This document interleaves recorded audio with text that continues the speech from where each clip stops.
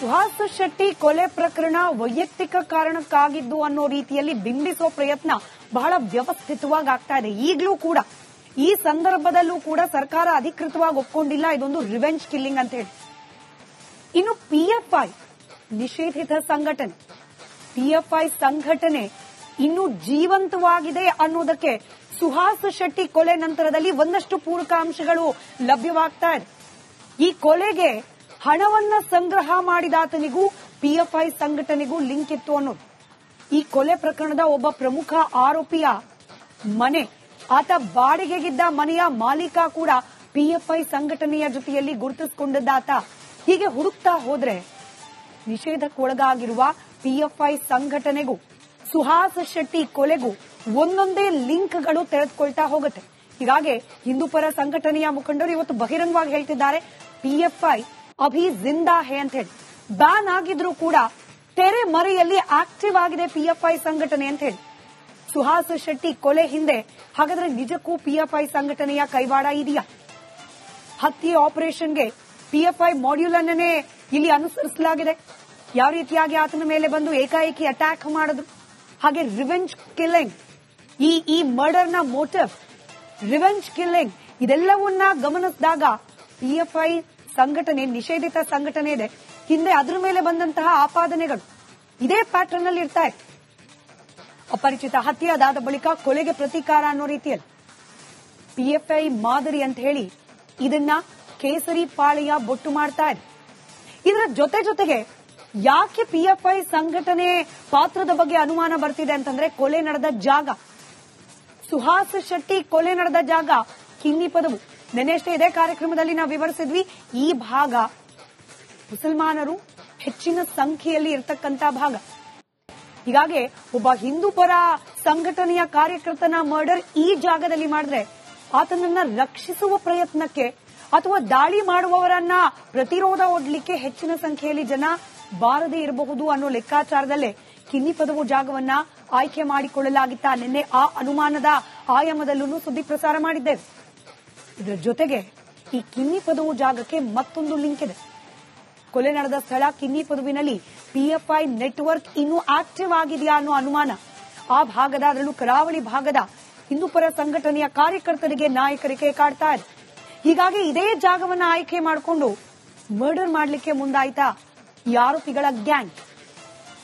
ಬಹಳ ಸೂಕ್ಷ್ಮವಾಗಿ ಹತ್ಯೆ ನಡೆದ ದಿನದ ವಿಡಿಯೋವನ್ನ ಗಮನಿಸಿದ್ರೆ ಅಲ್ಲಿ ಇಬ್ಬರು ಮುಸ್ಲಿಂ ಮಹಿಳೆಯರು, ಬುರ್ಕಾ ಧರಿಸಿದ್ದ ಮಹಿಳೆಯರು ಕೂಡ ಈ ಹಂತಕರಿಗೆ ಸಾಥ್ ಕೊಡ್ತಾ ಇರೋ ರೀತಿಯಲ್ಲಿ ಚಿತ್ರಣ ಕಂಡು ಬಂದಿದೆ. ಇನ್ಫ್ಯಾಕ್ಟ್ ಅವರಿಬ್ಬರನ್ನ ಕೂಡ ಪೊಲೀಸರು ಕರೆಸಿ ವಿಚಾರಣೆ ಮಾಡಿದ್ದಾರೆ.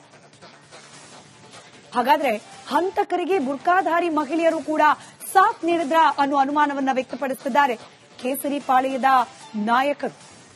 ಸುಹಾಸ್ ಶೆಟ್ಟಿ ಕೊಲೆಗೆ ಇದೆಲ್ಲ ಆಯಾಮದಲ್ಲಿ ಯೋಚನೆ ಮಾಡಿದಾಗ ನಿಷೇಧಕ್ಕೆ ಒಳಗಾಗಿದ್ರೂ ಕೂಡ ಅಭಿ ಜಿಂದಾ ಹೇ ಅನ್ನೋ ರೀತಿಯಲ್ಲಿರುವ ಪಿಎಫ್ಐ ವ್ಯವಸ್ಥಿತವಾಗಿ ಸಂಚು ರೂಪಿಸ್ತಾ ಅನ್ನೋ ಅನುಮಾನ ಮತ್ತಷ್ಟು ಬಲವಾಗ್ತಾ ಇದೆ.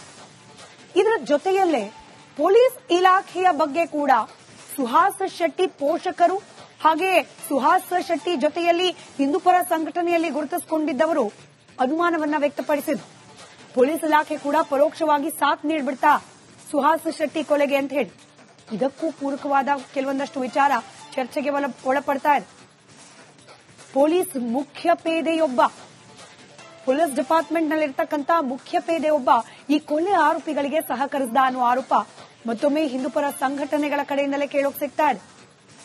ಯಾಕೆ ಅನುಮಾನ ಅಂದ್ರೆ ಈ ಹಿಂದೆ ಸುಹಾಸ್ ಶೆಟ್ಟಿ ಬಳಿ ಇದ್ದ ಎಲ್ಲ ಆಯುಧಗಳನ್ನ ಕೂಡ ಕಸ್ಕೊಂಡ್ರು. ಹಾಗೆ ನಾವು ಸೂಕ್ಷ್ಮವಾಗಿ ಗಮನಿಸಿದ್ರೆ ಸುಹಾಸ್ ಶೆಟ್ಟಿ ಅವರ ತಾಯಿ ಮಾಧ್ಯಮಗಳಿಗೆ ಪ್ರತಿಕ್ರಿಯೆ ನೀಡೋ ಸಂದರ್ಭದಲ್ಲಿ ಬಜ್ಪೆ ಪೊಲೀಸರು ಸತತವಾಗಿ ನನ್ನ ಮಗನಿಗೆ ಕಿರುಕುಳ ನೀಡ್ತಾ ಇದ್ರು ಅನೇಕ ದಿನದಿಂದ ಅನ್ನೋ ಮಾತನಾಡಿದ್ದಾರೆ.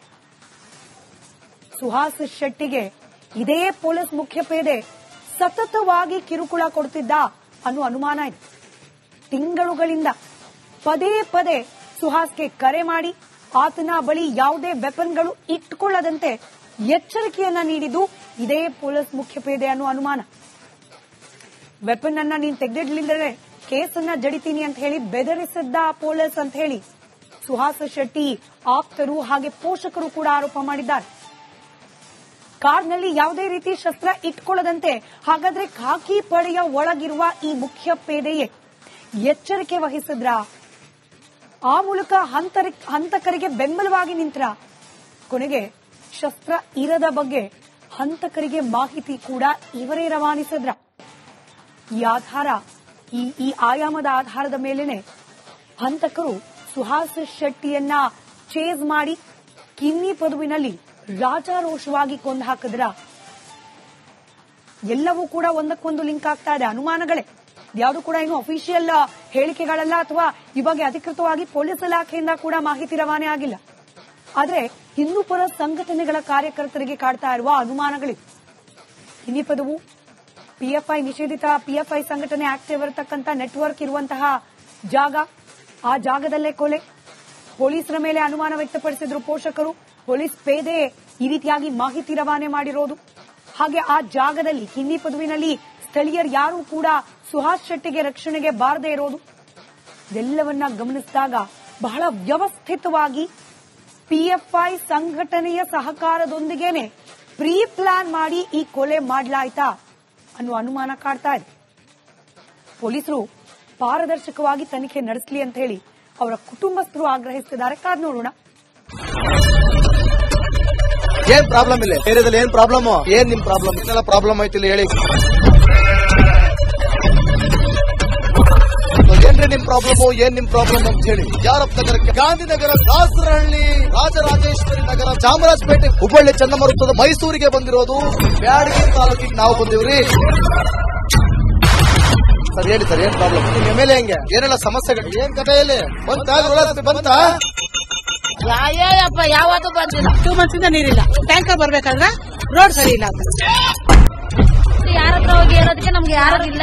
ಕಿತ್ತೋದ್ರೆ ಏನ್ ಅಲ್ಲ ಹಾಳಾಗೋದ್ರು ಇದು ಯಾರು ನೋಡರೇ ಗತಿ ಇಲ್ಲ. ನಾವಿದ್ದೀವಿ ಅಂತಾರೆ. ಇವಾಗ ಯಾರು ಎಮ್ಎಲ್ಎ ಮಗ ಒಂದ್ ದಿವಸಾನು ಬಂದಿಲ್ಲ. ಫುಲ್ ಸ್ಟ್ಯಾಂಡರ್ಡ್ ಲಕ್ಸುರಿಯಸ್ ಬೆಡ್ರೂಮ್ ಐತ್ರಿ ಅದು. Taj West End tradition blue. Meeting ನಿಮ್ದು ಮೀಟಿಂಗ್ ಇಲ್ಲಿ ಮಾಡ್ರಿ. ಇಷ್ಟು ವರ್ಷ ಆಯ್ತು. ಇದಕ್ಕೆಲ್ಲ ಯಾರು ಸರ್ ಜವಾಬ್ದಾರಿ? 2,000 ರೂಪಾಯಿ ಬ್ಯಾಂಕ್ ಹೋಗ್ತೀನಿ ಬರ್ತಾ ಇದ್ದೀನಿ. ಬ್ಯಾಂಕಿಗೆ ಹೋಗ್ತೀನಿ ಬರ್ತೀರಿ 2,000 ಮಾತ್ರ ಬರ್ತಾ ಇಲ್ಲ. 2,000 ನಂದು ಹೊಂಟೈತು.